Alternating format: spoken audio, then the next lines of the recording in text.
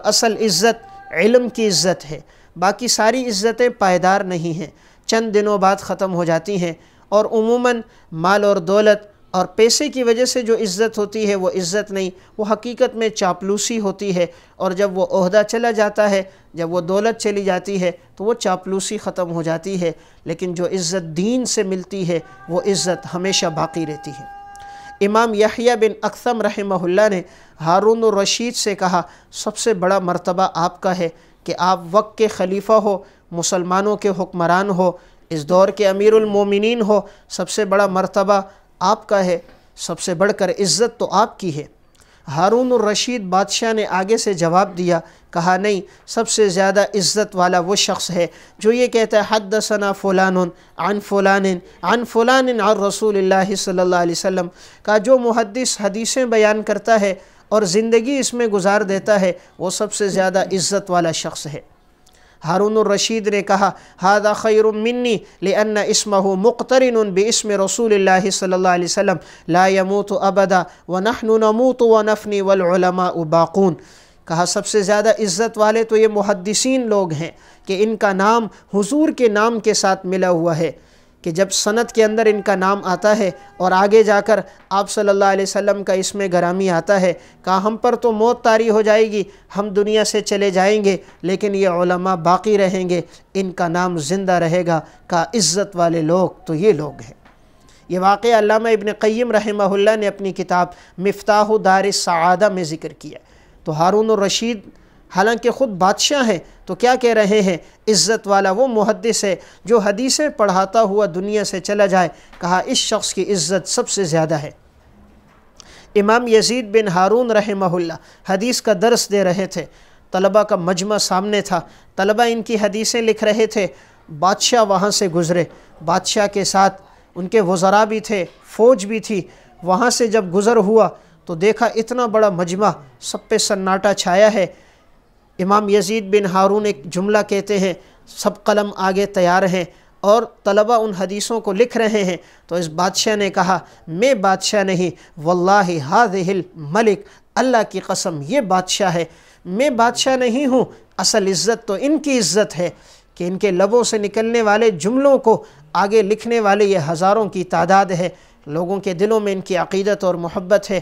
فرمایا اللہ کی قسم بادشاہ یہ ہے۔ اس واقعے کو بھی علامہ ابن قیم نے مفتاح دار السعادہ میں ذکر کیا۔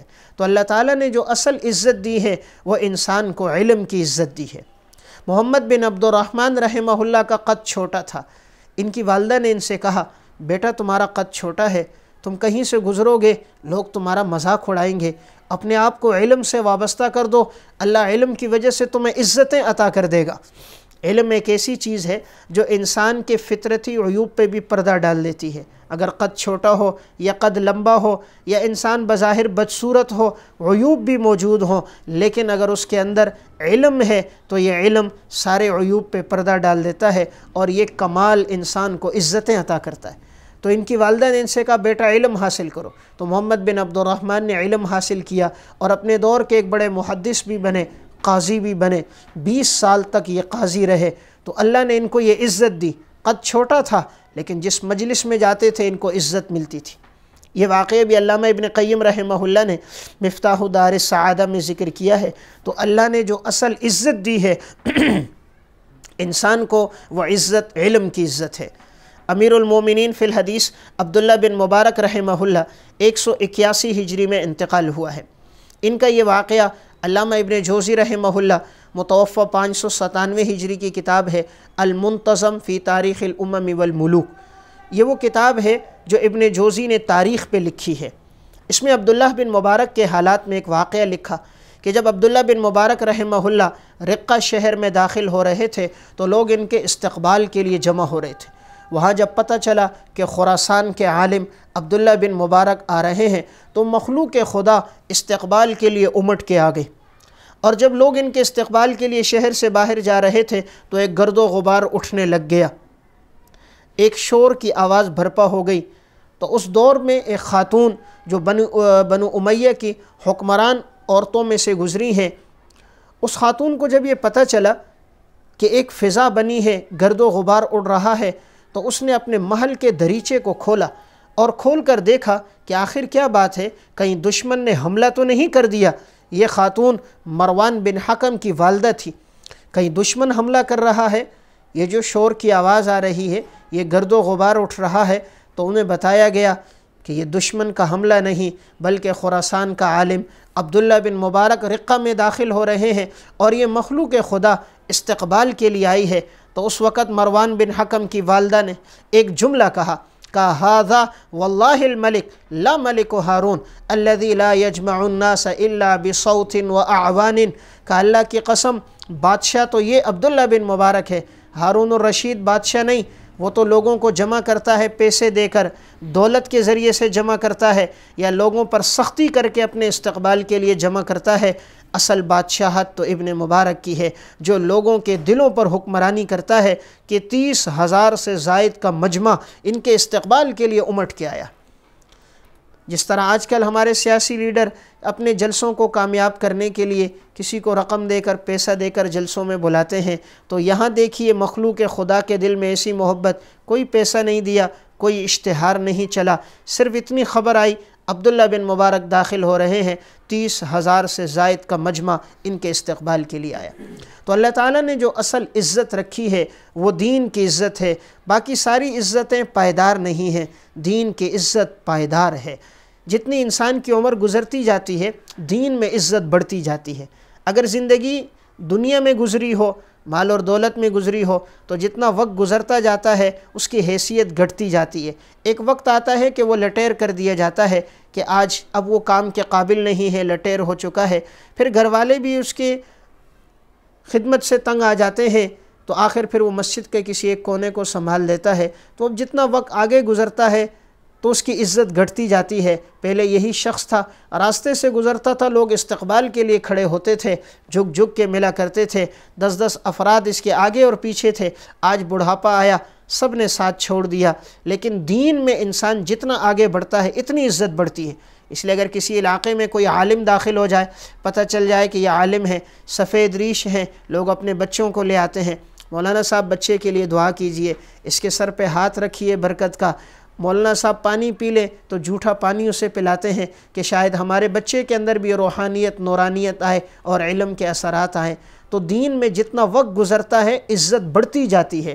اس لیے جو عالم جتنی عمر اس کی بڑھتی ہے، علاقے میں اللہ تعالیٰ اس کی عزت بڑھاتا رہتا ہے۔